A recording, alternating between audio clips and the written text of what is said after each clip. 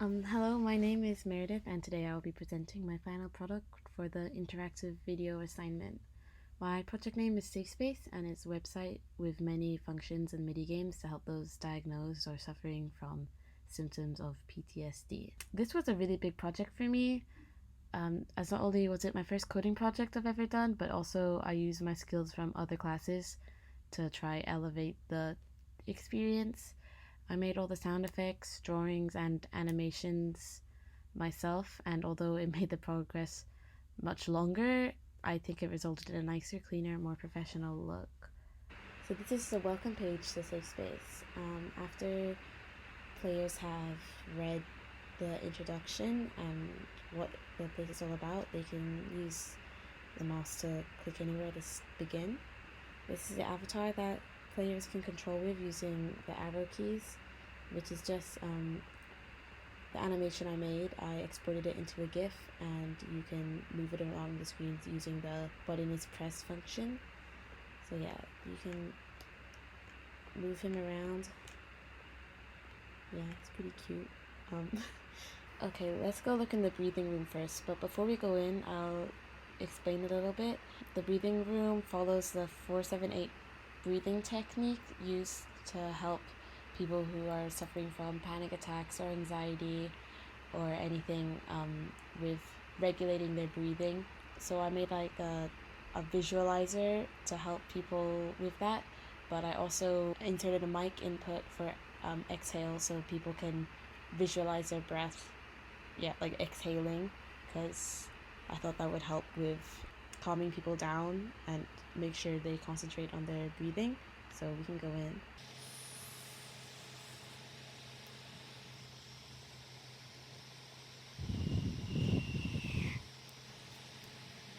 The next room is the EMDR room, which is a popular therapy technique used on those suffering from PTSD, where the victim will recall the traumatic event which is bothering them, and they follow the therapist's fingers left and right for however long they need, and it's proven to actually help people process the events. So I decided to make I decided to animate it so that people who don't have access to therapists can do it by themselves.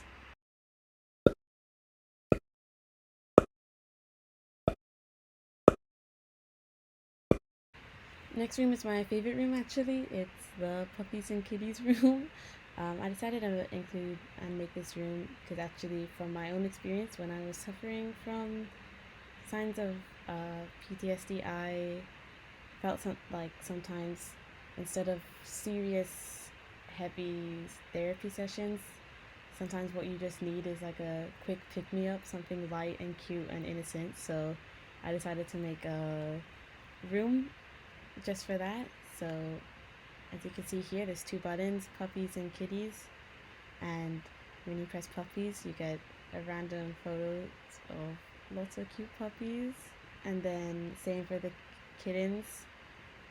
When you click you get a bunch of random cute kitty photos, and yeah, I just thought it would be good to help people's mood when they're feeling really anxious. The final room is the journaling room. I decided to make a journaling room because it's proven that journaling or writing a diary helps those who suffer from PTSD because it helps them process what happened and come to terms with it. So I decided to make an online little journal thing. So if we go in here, if they click new entry, they can write any journal that they want.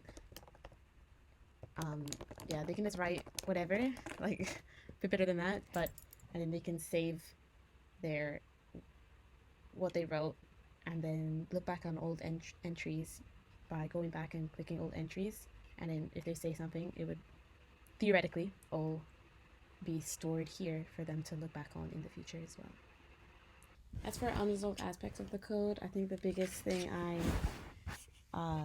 left out was the Tetris room I was originally going to do. I do have some code. I did try, but I think I bit off a bit more than I could chew, and it was just unrealistic for my skill set. So that's why I drew a little illustration roping off the Tetris room. Maybe in the future, once I develop my skills more, I can come back and add that to this project. I didn't want to deny that possibility, so I just roped it off for maybe future development. And also the journaling room, I wasn't able to make a function where the player could actually store their diary entries. It was just like a draft idea, so it was a bit complicated for my current skills. So hopefully in the future as well, I can actually update it to be functional. And then also the back button. I'm not sure why all the other buttons worked, but the back button on the bottom left never brought you back to scene 0. So yeah, I would need to fix that as well. And then also the mic sensitivity for the exhale room could be better. It could be a bit more smoother. And then I also had general audio problems, hence why I only used one audio track, but even that lagged. So originally I had more music and stuff, but I had to take it all out because the code just wouldn't run with all of it inside. Yeah, overall, I really enjoyed this project. It did push me really hard, but I also tried really hard. That's me in the hospital still grinding on that code because I'm a dedicated student. But no, in all seriousness, even though I didn't get to totally complete the code how I wanted, I'm still proud of how it came out considering my skill level, and I hope I can develop it more in the future and that maybe it can help in the future, it can also help some people out. Yeah, that's all. See you.